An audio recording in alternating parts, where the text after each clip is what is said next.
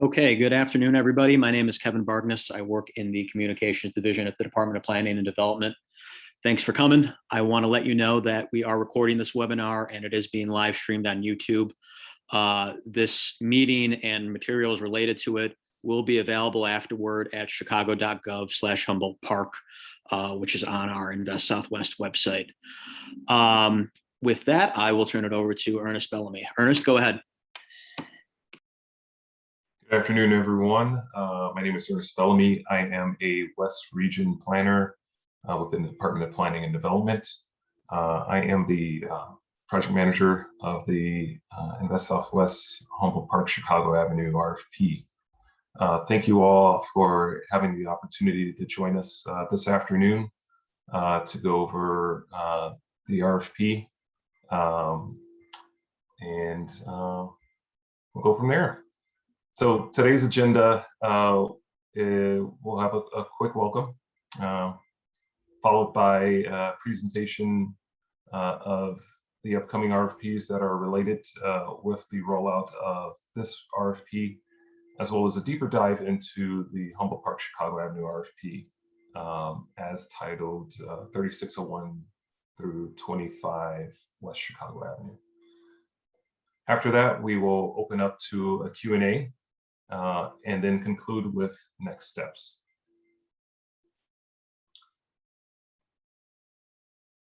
So I will pause for a second just in case I don't see the alderman on. You know, I see Alderman Burnett as a attendee. Ernest, let me bump him up to a panelist. Okay. Thank you. Hello, Alderman. Good afternoon, Alderman. I don't know if you wanted to say a quick hello to the audience. Yeah, good afternoon, everyone. I just want to commend everyone who's about to deal with this RFP. Thank all the people from planning who put it together.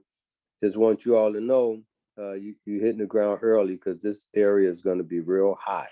So good luck to everyone. I hope you all are successful. Thank you. Thanks, Alderman.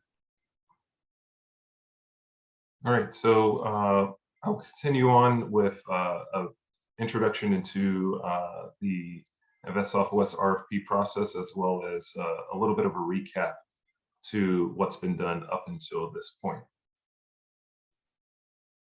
So for those who are new to the Invest Southwest RFPs, RFPs overall, they are requests for proposals. They're aimed at soliciting development proposals for city-owned land. Traditionally, RFPs simply provide details regarding the subject property, whether it be size, zoning, appraised value, and a brief indication of the preferred use. Invest Southwest RFPs go one step further and illustrate a desired urbanism of the site, as well as a more robust description of uses desired by the community. The Invest Southwest RFPs are also built on an understanding of available incentives and partner those incentives with the proposed development to ensure a high level of financial feasibility. Right now, we're in the third batch of Invest Southwest RFPs that have been released. To date, there have been 10 different Invest Southwest RFPs that have been released, as well as 3 winners selected. Our first batch, which was rolled out in August 2020, awards were issued back in March of 2021. Those sites include Austin, Inglewood, and Auburn Gresham.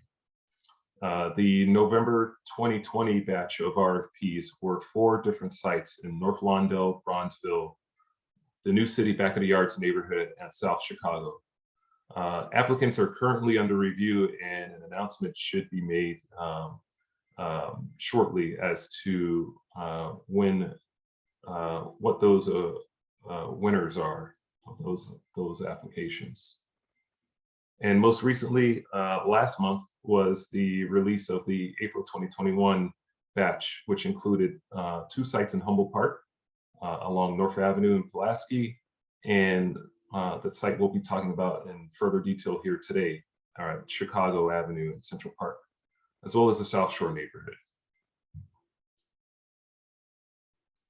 Kind of going over a little bit of the winning responses from August 2020.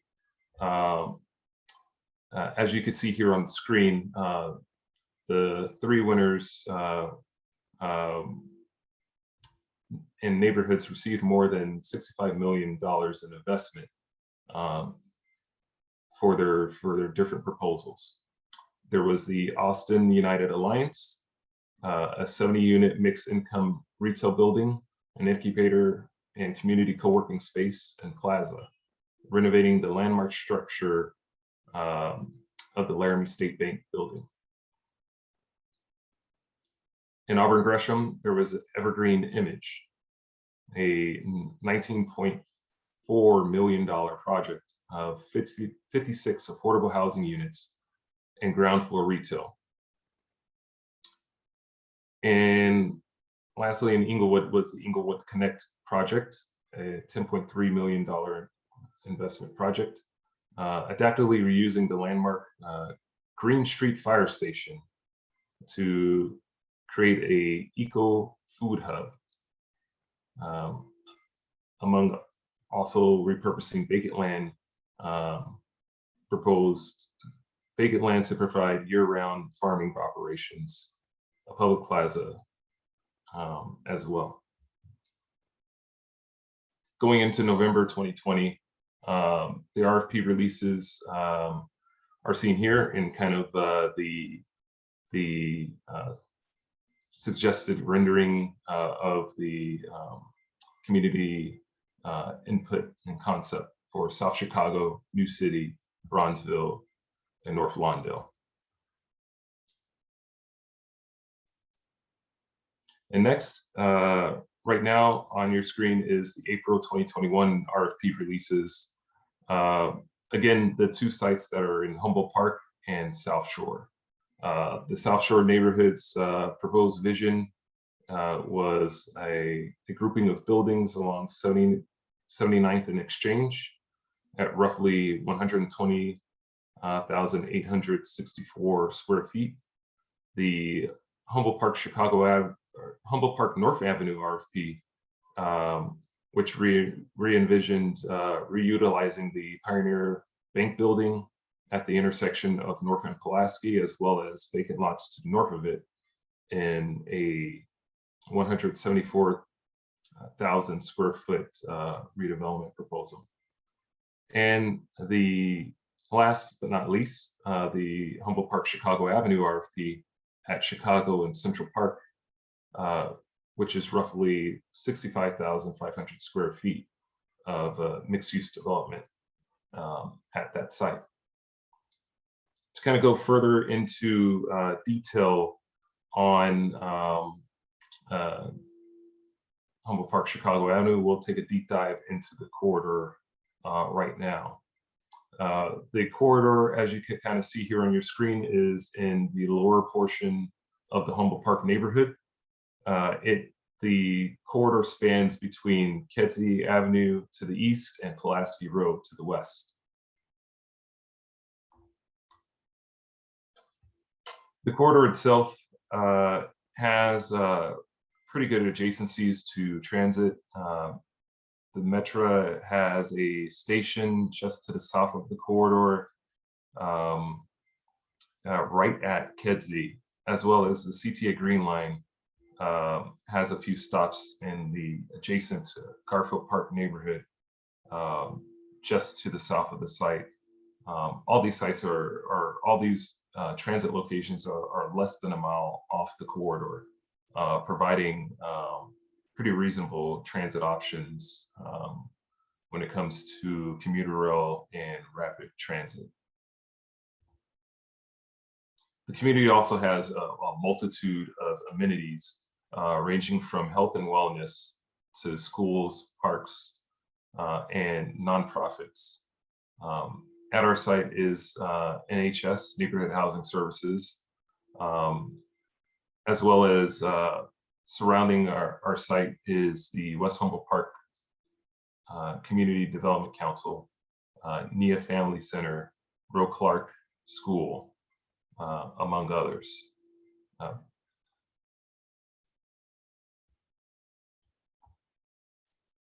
Taking a deeper dive into the actual site, you can kind of see the two properties that make up our RFP as listed here. Neighborhood Housing Services is the greater portion that's to the right, and a privately owned lot that we are in the process of seeking acquisition authority on, or we have, is the smaller site to the left of the screen. Together, they both create the RFP opportunity that we have here. Here's a bit of a visual recently taken out on the site from the intersection of Chicago and Central Park, kind of looking back southwest across the site. Zoning and land ownership, currently right now, you can see the parcel numbers for the property. The site currently is zoned B32, but the zoning, dependent on what responses we receive back, department's amenable to adjusting zoning as needed to fit the proposal. And again, the two sites that we have here, we have the NHS site at roughly 19,375 square feet, and the vacant site that has been under acquisition authority at 9,375 square feet. I'll take the time here to point out that surrounding the site are multiple opportunities of vacant parcels. For the purposes of this RFP, we've excluded them as being included, but it is open to any respondent to seek and engage opportunities adjacent or surrounding the site for your proposal to see if it helps to strengthen your proposal. The sites located here on Monticello are currently vacant, and from recent conversations with the property owner, they are amenable to conversations from any respondents with regards to the potential inclusion of the property into their proposal. Next, going into the community vision for the site. It's basically a kind of a 4 to 5 prong approach. NHS has been an amazing partner in this opportunity of having an amazing site and capacity within their Westside hub. We'd like to see that relationship continue along the corridor, and that Westside NHS is able to operate their Westside hub activities out of the site going forward into the future. Respondents are being asked to work with NHS to incorporate their needs and their interest in the site. Additionally, we wanted to continue having an existing use that already happens on the site, in that the plaza parking space that is currently existed at the NHS site is something that will be looked at as being retained into the future of the site. Having the ability to continue services like the summer farmers market that currently happens and will start June 5th of this year, on Saturdays at the site. Continued uses like that are seen as highly important for the site's viability and continued use. Additionally, there's space for a community amenity space, as well as a commercial retail space along Chicago Avenue to continue the thriving atmosphere and relationship of the strength of the commercial corridor that is along Chicago Avenue. Along with that is residential units. We pegged at a minimum 50 units of residential to be part of this. Respondents are more than welcome within their proposals if they so deem it to go beyond that. That at a bare minimum, we're looking at 50 units of affordable rental housing, including family-sized units.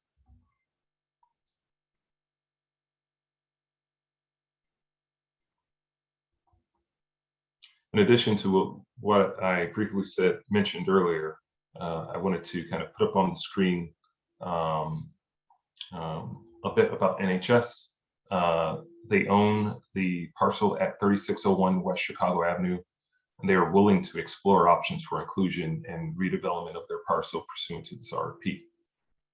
NHS is open to exploring various options with developers other than direct acquisition of the property, which may include retaining ownership of the property through a vertical condominium or ground lease, and/or participating in a joint venture partner with the selected development entity.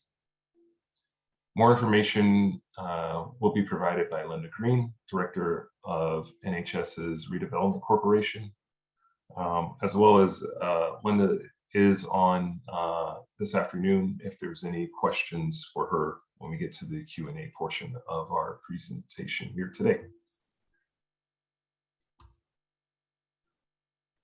Next up is looking at some of the reference images that the pro bono consultant team that helped develop the vision for this RFP looked at and went over with the community as kind of some of the reference imagery and some of the essence of what we're looking for in this RFP opportunity to bring to the site. Kind of looking at public space on the exterior, how can there be a dynamic hybrid of public space? Additionally, how do we keep this dynamic facade that we have along Chicago Avenue? Various brick-faced buildings and storefronts. How do you keep that resident within your proposal, as well as something dynamic that is modern, fresh, and current? This led to our pro bono consultants, JGMA Architects, envisioning the following, what you see on your screen, which is that mix of the 50 units of housing, the opportunity for an amenity space, space for NHS and an expanded Westside Hub facility, as well as retail space and a plaza parking hybrid space that allows the community to continue having opportunities like the farmers market continue on the site.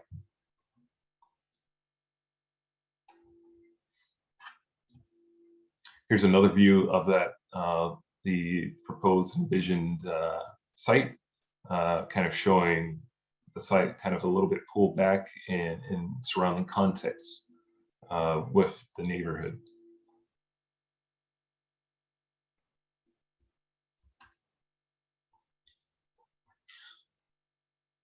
Here's a little bit of the financial incentives that are part of the RFP. Some of the incentives that have been looked at for this project are included here, from the Neighborhood Opportunity Fund, tax increment financing, property tax incentive classifications, new market tax credits, and low-income housing tax credits.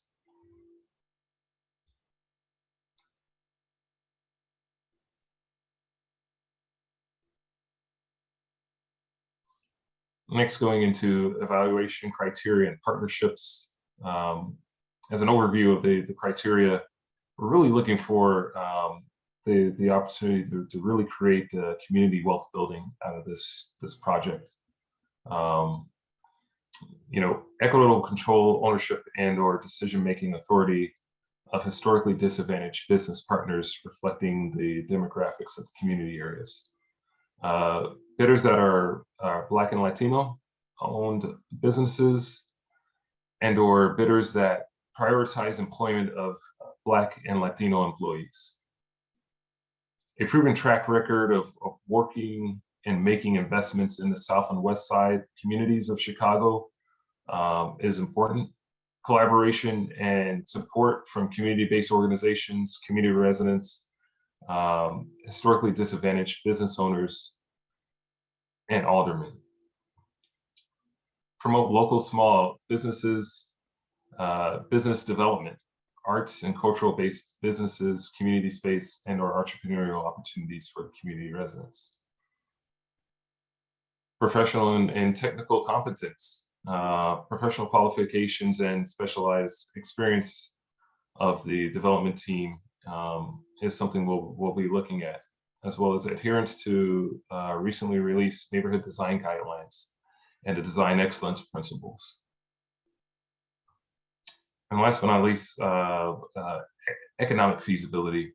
What is the purchase price, financial qualifications, and total project costs of your proposal? A bit about the partnership model explanation, as you see here on the screen.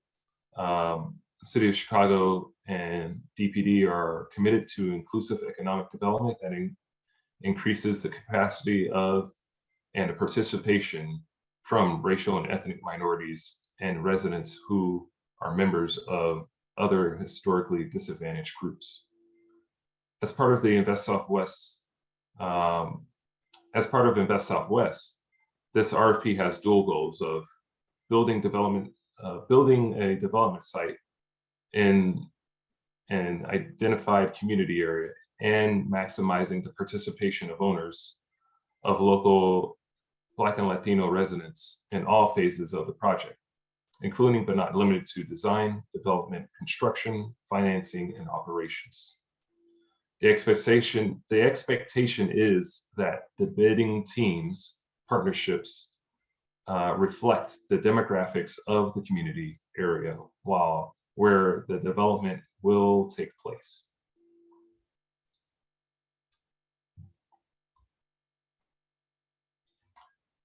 To some of what we spoke of earlier, in achieving design excellence, the city does have a pre-qualified list of design service firms that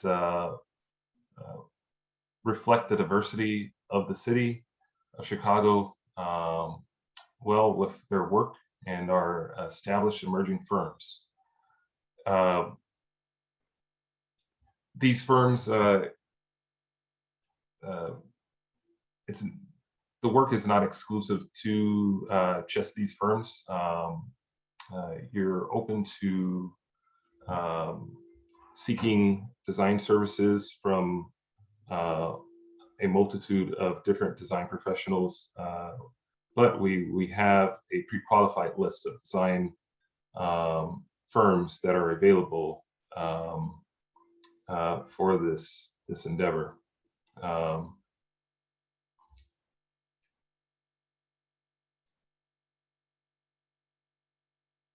As part of achieving design excellence, we've prioritized an inclusive design process to foster equitable development.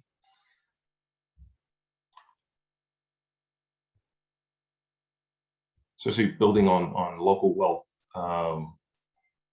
to build on building wealth within the community by involving local partnerships in the development team. Local developers hire local contractors and lease to local businesses. Be great to engage with the local community and really strengthen those ties of local development. Not only on the design services of an architect or a developer, but really engage within the community to make sure that your proposal speaks well to being inclusive of the community, and really a proposal that is of the community, that really resonates well with not only what is within the RFP, pointed out within the RFP, but does a great job of really speaking towards the community goals, vision, challenges and strengths that are outlined. For potential levels of local involvement are, as you see here, in that looking at building local wealth from developer teams to designer teams, contractor trades, and tenants and businesses. So from there, that's all I have as far as a presentation on a little bit of a deeper dive into the RFP. Next, we wanted to open it up for questions with regards to what has already been previously seen by our teams, or by all these different respondents for the RFP, as well as open it up to any comments which you can dump into the Q&A if you are on Zoom, and that we can respond to live here.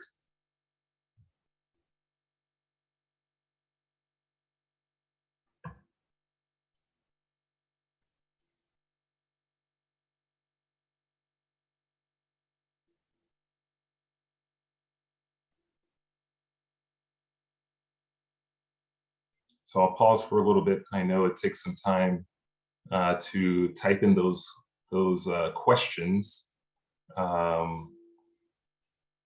but if there are any questions with regards to anything that has been shown here today or within the RFP document that is available, feel free to ask them.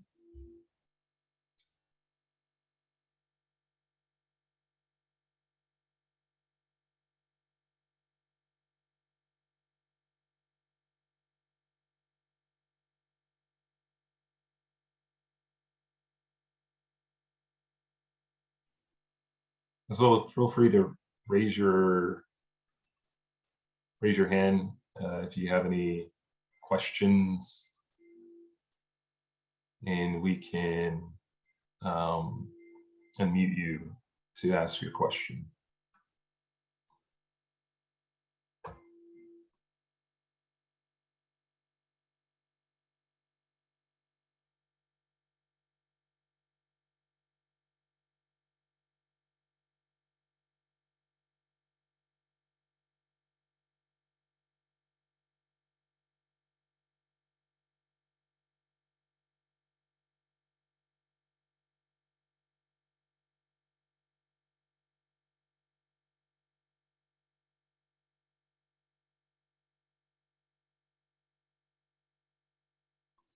Okay, we have some questions starting to roll in here.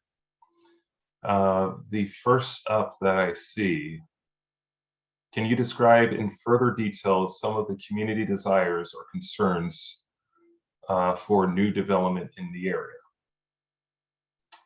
Thank you for that question.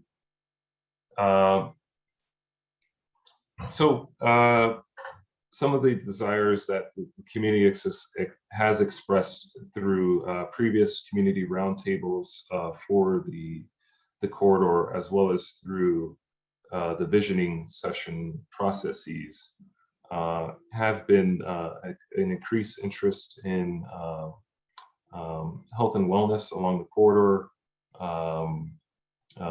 financial banking services, seeing a stronger amount of or potential for more banking services to be shown on the corridor, some fresh and healthy food options for the corridor. To some degree, parts of the corridor are starting to get into food desert designation. So residents were really eager and interested in seeing what opportunities lie in bringing some more healthier food option choices towards the corridor.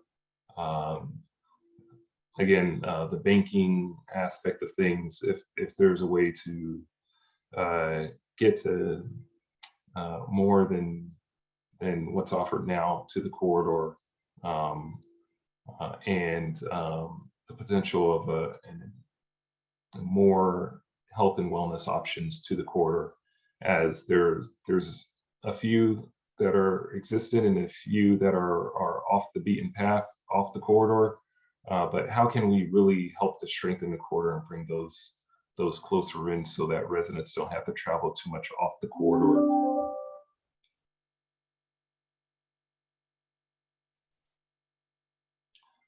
Next question. One of the plan drawings for the pro bono design showed the alley off of Chicago Avenue being vacated. Is there an assumption that the city is open to this possibility? What about the alley off of the side streets? Thank you for that question. Yes, the city is open to vacating the alley that is in between the two properties in order to make one unified property. That's open to that is definitely a possibility. In terms of then what happens with the alley, it's kind of up to respondent teams of how does this alley dead end? Is there a dogleg out to Monticello, right behind the property, or is there another way out onto Central Park that happens off to the alley? One thing in particular, and I will try to go back to reverse the presentation to kind of bring up the slide. We want to retain access to the existing owners that are on Monticello in properties as shown in what I'm circling right now. Those are existing buildings that need to have a retention of alley service. So it's really up to the respondents if there is an alley relocated as seen here in this envisioned proposal from the pro bono consultant, or if there's another way out that may turn out on Central Park Avenue.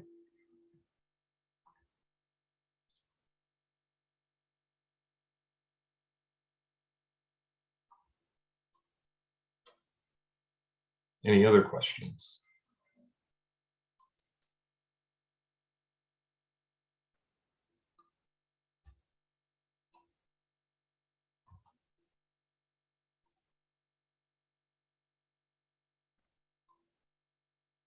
Well, I wanted to go over a few brief questions of frequently asked questions with regards to the RFP. How did DPD come up with these renderings?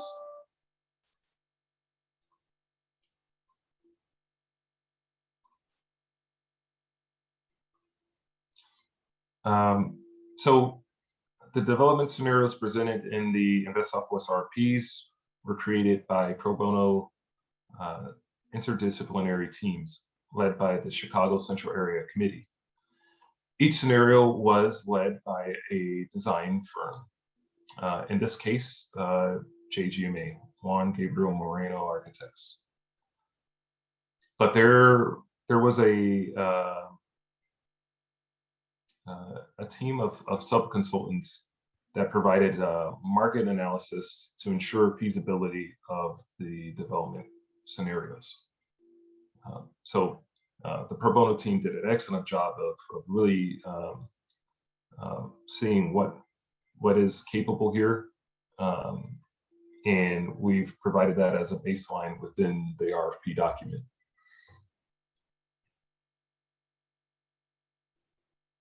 Another frequently asked question that we typically receive on these RFPs are, is there an expectation for applicants to have third-party financial or third-party fiscal impact studies to be available to meet criteria for community wealth building? This is not a requirement. It is up to applicants to demonstrate how they are meeting the RFP's community wealth building goals.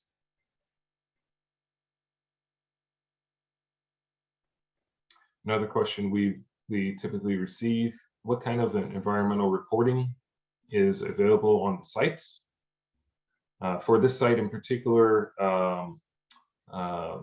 we include an environmental report that is part of the appendix, which can be found on the Invest Southwest website. So check out the appendix, and you'll have a bit about the environmental reports that have been previously produced for the site.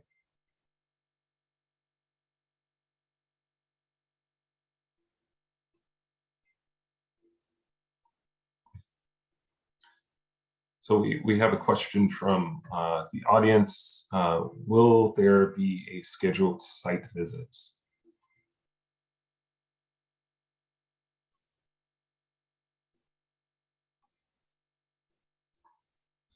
Good question.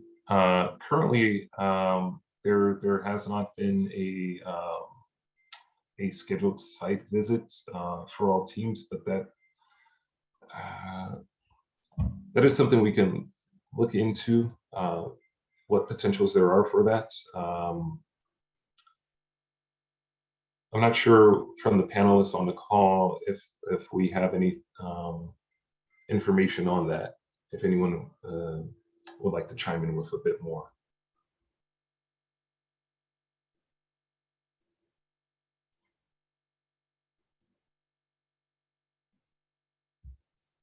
Okay. Thank you for that question. Definitely in the post wrap of this session, we will be putting out Q&As for that have come in, and we'll come back with a bit more on will there be a scheduled site visit. The sites right now, I would say, feel free to walk by on the exteriors. Nothing wrong with walking down a sidewalk and checking out the properties. But as far as a more detailed, deeper look, this is something we'll get back to you on if we will schedule a site visit at a future time to review the properties.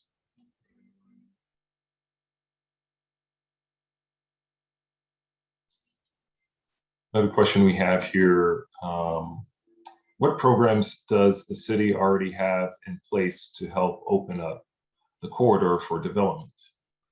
Anything done to make this an ETOD, increase Wi-Fi connectivity, etc.?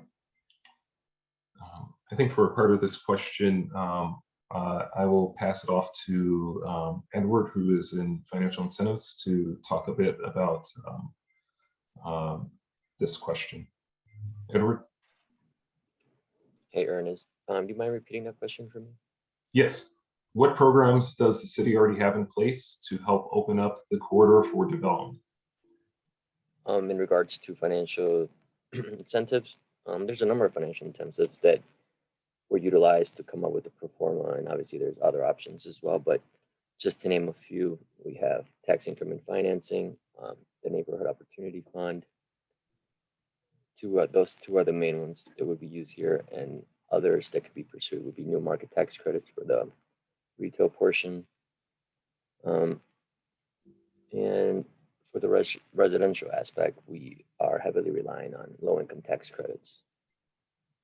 So a combination of all those could potentially make this project feasible. Again, it's going to be up to the developer to come up with a way that this works best for the developer itself and for the city. Great. Thank you, Edward. In addition to the second part of the question, anything done to make this an ETOD? This site is seen as a transit served location, as Chicago Avenue is one of our high priority corridors. The 66 bus line regularly frequents up and down Chicago Avenue, and Chicago Avenue itself is seen as one of these TSL corridors. To break apart that acronym, transit served location. So we do have ETOD incentives that are available for this site. And then the last part of the question, increased Wi-Fi connectivity. I'm not sure if I or any of the panelists could speak to that aspect of the question, but I'll pause and open it to the floor of the panelists to see if they have a response.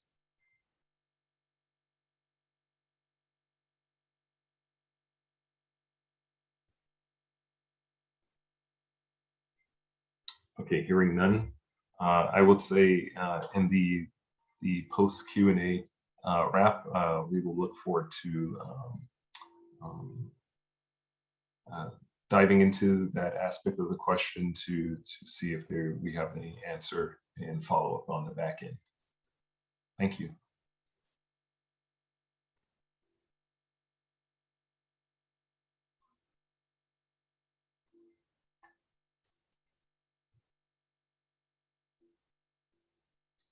All right. So going back into some of the frequently asked questions we receive for these RFPs.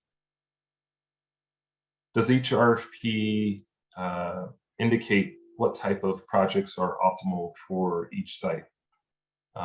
Each RFP indicates desired uses based on the community feedback and market feasibility. Respondents may propose other uses or configurations of uses as long as they are consistent with the vision for the corridor set forth in each RFP.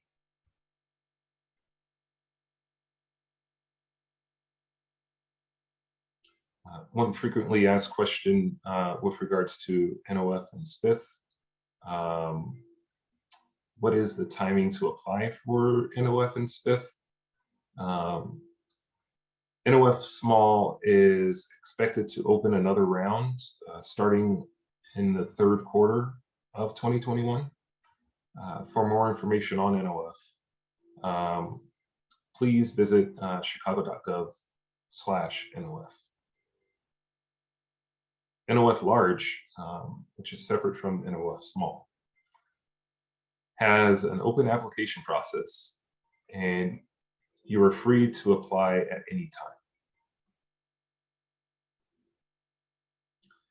The Humboldt Park Chicago Avenue RFP site is in a TIF where SPIF is available. The SPIF program opens for applications for 30-day periods in eligible areas as funds are available. DPD has a citywide SPIF rollout schedule. The RFP site's TIF will be open for applications in October of 2021. Applications will be accepted starting on October 1st and are due by the 5th by 5 p.m. on November 1st. For more information on SPIF applications, please go to summercore.com/spiff. Summercore spelled SOMER, core spelled COR.com/spiff.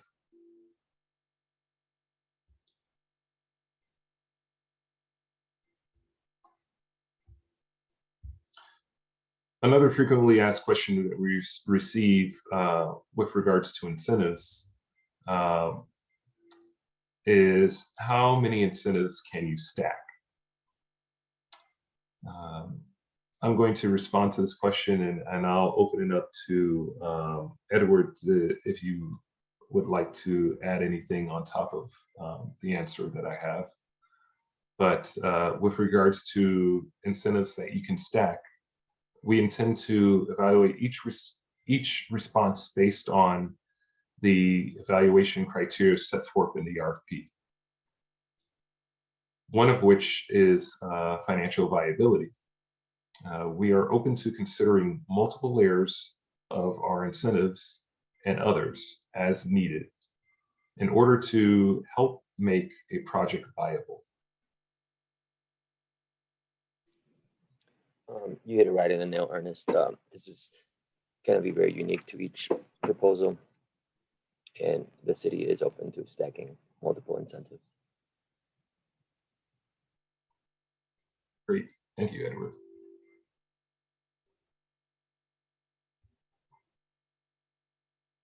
Another question we typically get, can you elaborate more about the standards expected by DPD related to the community engagement process? The community expects to be involved and informed of the RFP process. Throughout the Humboldt Park Chicago Avenue RFP visioning, community stakeholders were clear in their desire to be included in the future of the RFP site. DPD encourages applicants to meet with the community prior to submittal to gather support and potentially form partnerships.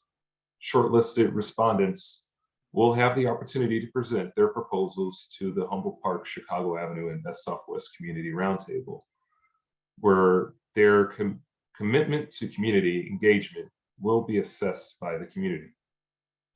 This will be one of the factors that will influence the DPD's decisions on which applicant is selected.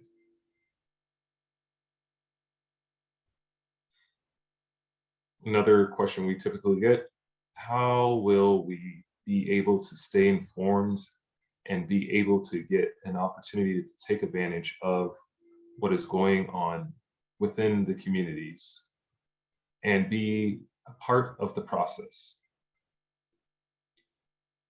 Well, the Invest Southwest Roundtables will be the best opportunity for community-based based platform to stay informed about the RFP process. With this RFP in particular, the Humboldt Park Chicago Avenue Invest Southwest Roundtable is a great opportunity. In addition, the other RFPs have their own roundtable for their corridors. At a baseline, those are great roundtables to be on at a baseline. I will pause here and open it up to Alderman Burnett if he has any other community based meetings that respondents would be welcome at or would be seen as a way of really engaging with the community to understand their desired needs and interests. Yeah, I appreciate that. Whatever I do, Ernest, would be with the West Humboldt Park Development Council. So, however they want to do it, that's how we'll do it. But I think that they've been trying to be engaged and involved and as transparent as possible with this process. Definitely, we would like to see the proposals I'm sure the community want to see what's being proposed and probably want to get some input too. Great. Thank you, Alderman Burnett. Ernest, it looks like we have Bill Williams here with his hand up. Do you mind if I let him go ahead? Oh, yes. Okay, Mr. Williams, you should be able to unmute yourself now. You know, that was actually an accident. Ah, okay, no worries. Sorry. No problem.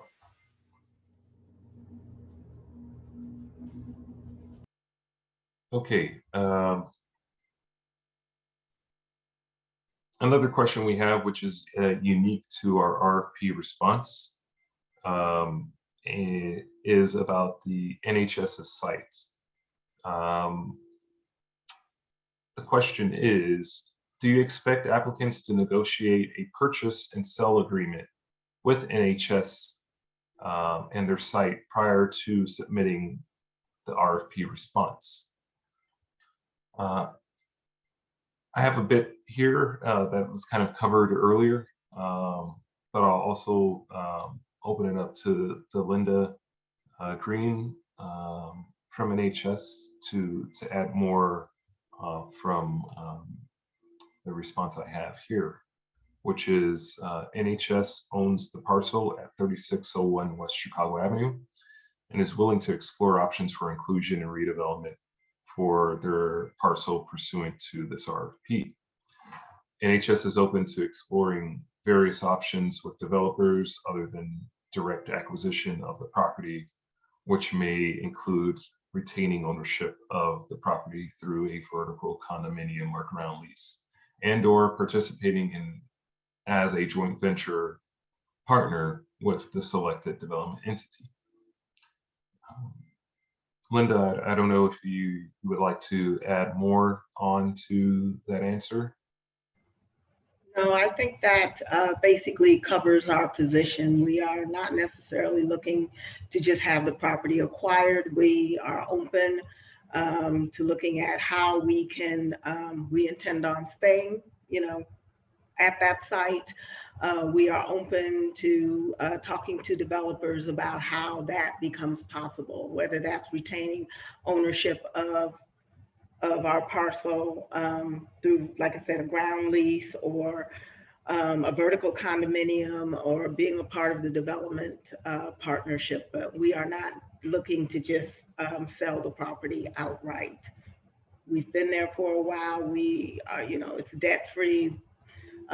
We are not interested in paying rent. So that's why we are basically open to having that discussion. Thank you, Linda. And the community definitely wants to see NHS continue in their current capacity on the site. So we really want to encourage that those responding to the RFP really look to engage with NHS and find some creative means for their inclusion into this RFP.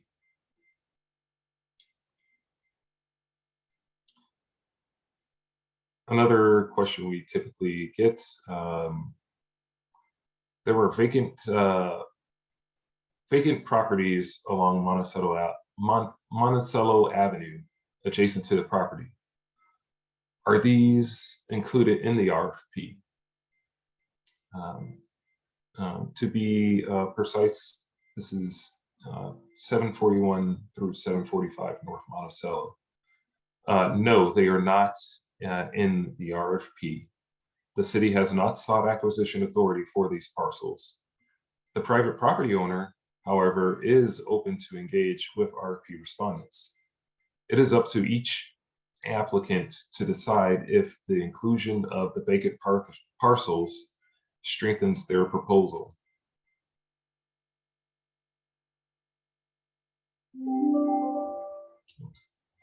Another question we typically get,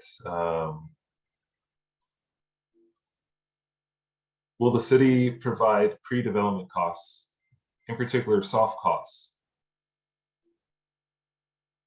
Additionally, what about procurement? The city does not typically cover pre-development costs. There is foundational support available via competitive grants. The Chicago Community Trust provides a pre-development grant up to $100,000 to support community-based Black and Latino developers and nonprofit organizations in covering the cost of pre-development services. The grant is not a reimbursable grant, so each team is encouraged to apply as early as possible in the planning stage.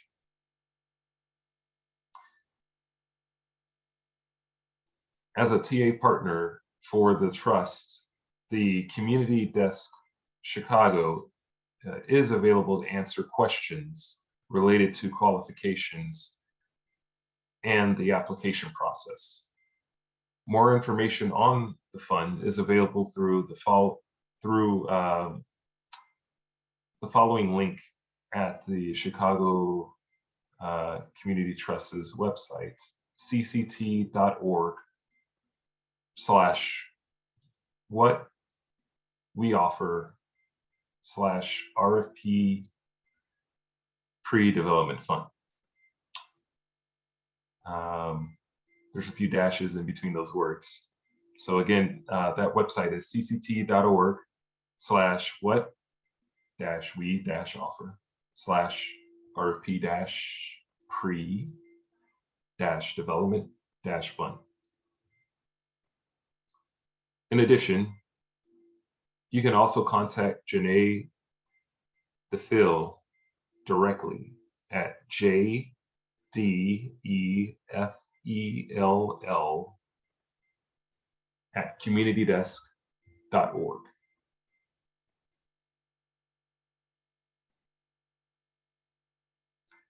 Another question we typically get, will the projects be union or prevailing wage?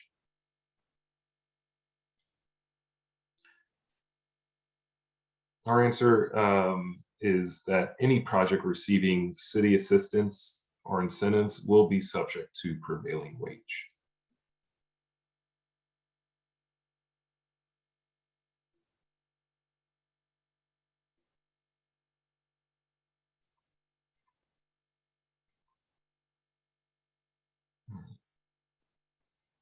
Another question we typically get, would there be MWBE developer requirements on these developments? Yes. The selected respondent must, at a minimum, comply with the City of Chicago's construction requirements. During construction, at least 26% of the qualified project costs must be paid to city certified minority business enterprises, or MBEs, and at least 6% must be paid to city certified women business enterprises, or WBEs for short. In addition, Chicago residents must perform at least half of all construction worker hours.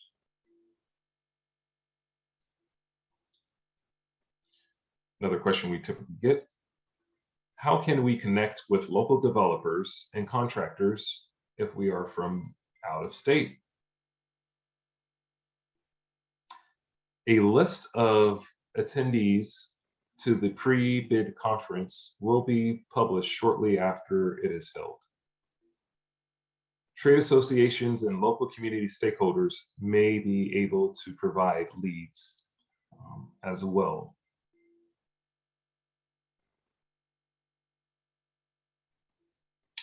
Another question we get, where will the RFP documents be posted? Yes, surprisingly, we get that question, especially if this is the first time you're aware of this RFP. The RFPs, this one and the others involved in this third round are available for download, and they have been since April 23rd at the city's website, chicago.gov/investsw. that short link will take you to the Invest Southwest page, or you'll be able to review the RFPs that are currently available, as well as the previous rounds.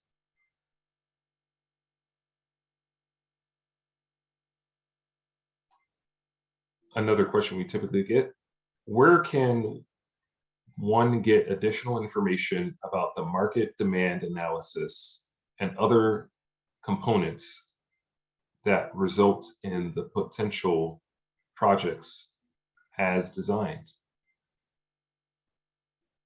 Well, the real estate market analysis was completed by each CCAC team for each RFP to inform the development concepts shown. For this RFP in particular, relevant market findings can be found in the RFP starting on page 32.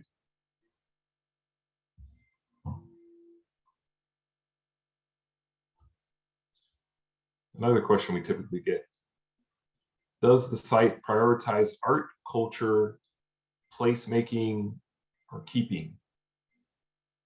And will there be requirements for MWBE professional services, not just developer services? Our answer is yes. The Humboldt Park Chicago Avenue will certainly prioritize placemaking and keeping through public art. In partnership with the soon-to-be selected artists and residents for our corridor, a program launched by, in collaboration, launched by DPD and DCASE. The site and its surroundings will serve as one of several possible locations for enhanced public art and cultural interventions.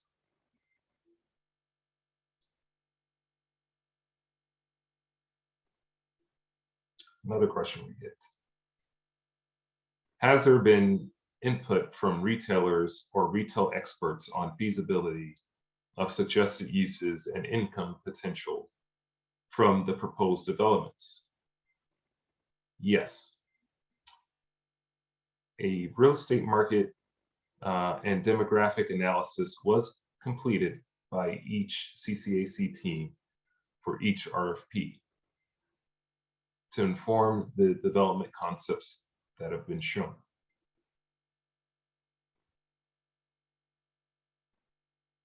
Another question: as a part of the grading of the RFP, will we need to have our potential anchor commercial tenant in hand as we respond to the RFP? Your project narrative must include a description of intended users of the development and/or proposed users. So please do a great job of looking out and reaching out to see what those intended users of the development, what those potential anchors tenants may be in your proposal. It's extremely helpful. Another question we get: is this project exclusively mixed use, or can the site be entirely residential? The goal of the site is to contribute to a lively mixed-use environment along Chicago Avenue. DPD does not encourage ground floor residential at this site. So, in short, mixed use. Another question we get: how can we make sure that this will be a fair process and that the RFP is not baked for a specific team? The City of Chicago will review the submissions in accordance to the evaluation criteria described in the RFP documents.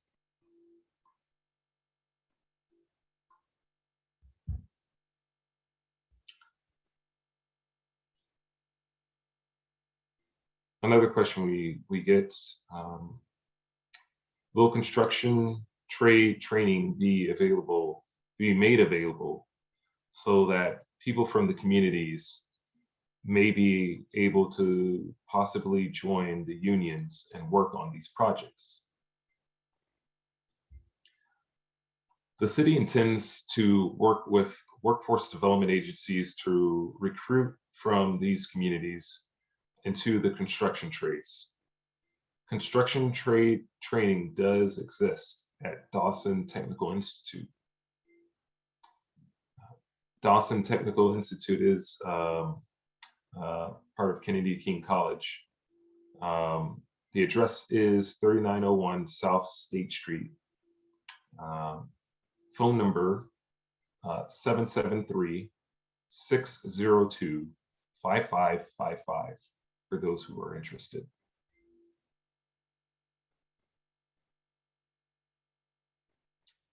Another question we typically get: will the city detail planned infrastructure investments that correspond to the RFP local areas?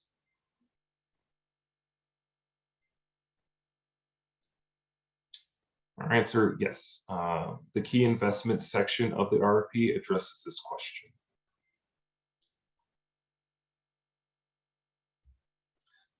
Another question we typically get: does the city offer funding or partnership opportunities to private developers that are interested in developing on vacant neighborhood lots? Well, depending on the projects contemplated for those vacant neighborhood lots, there could potentially be incentives provided by DPD and or DOH.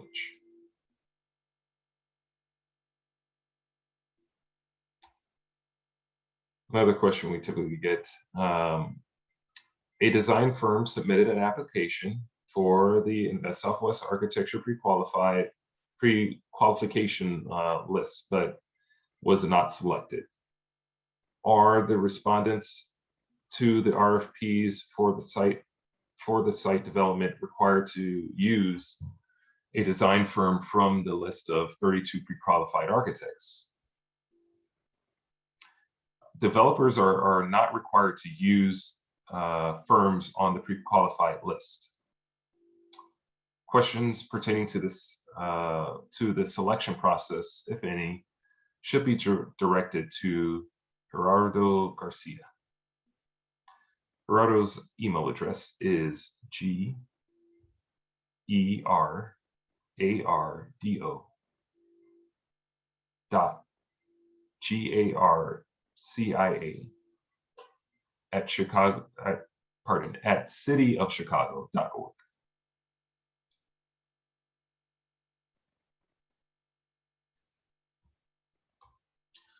Another question that we typically get: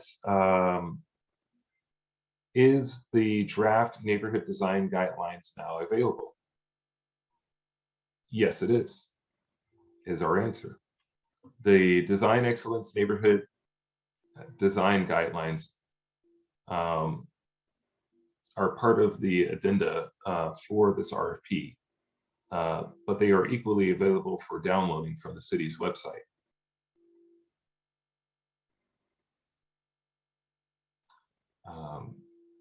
A great way for quick, easy access is going to the RFP on the city's website at chicago.gov/investsw. When you navigate to the request for proposals, downloading the Humboldt Park Chicago Avenue RFP and looking in the appendix for it.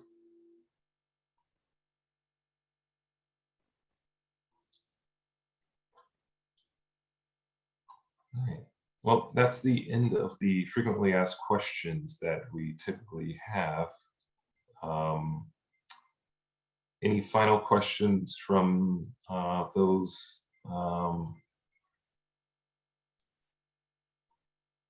Any final questions anyone has typed or would like to voice?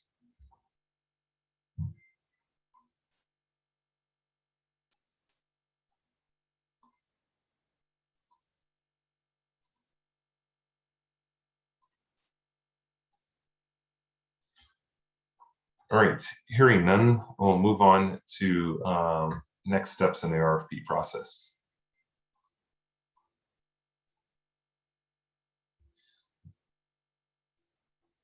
Okay, so as you see here on the screen, the next steps are as follows. We're kind of in step 2 right now.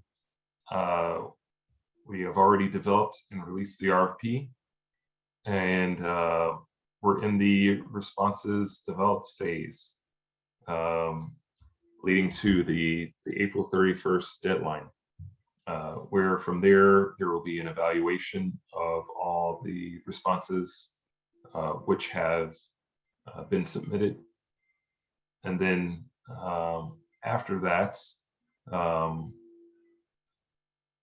we'll be going into selecting a developer for the site, and as well as beginning negotiations.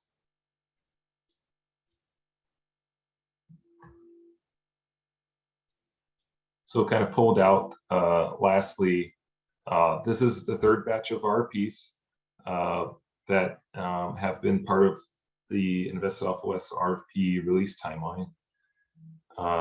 And we're looking to this process of being a pretty expedient and efficient way of building on the corridor. Building in our communities within the South and West Side, and really strengthening these communities through new incentives and development.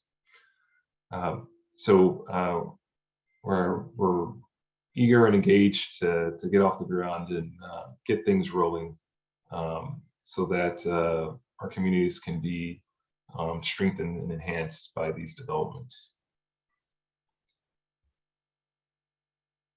Well, we are currently a few minutes early, but I wanted to thank everyone for their for the opportunity to present today, and being willing to come out to this virtual session.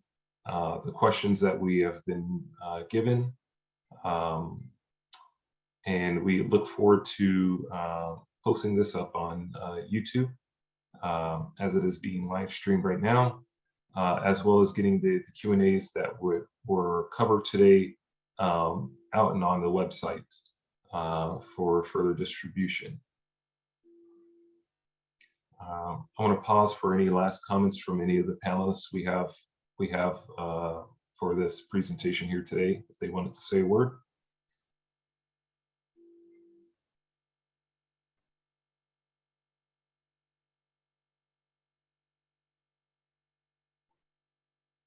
Okay, well, that is it for today. Thank you, everyone. And I'll look forward to reviewing those responses as they come in,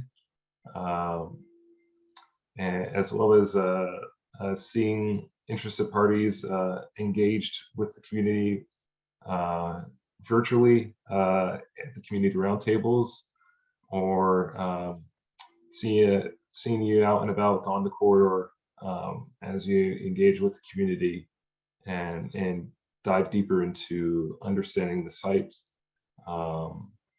and looking towards making a winning proposal for this opportunity. Thank you all, and have a great day.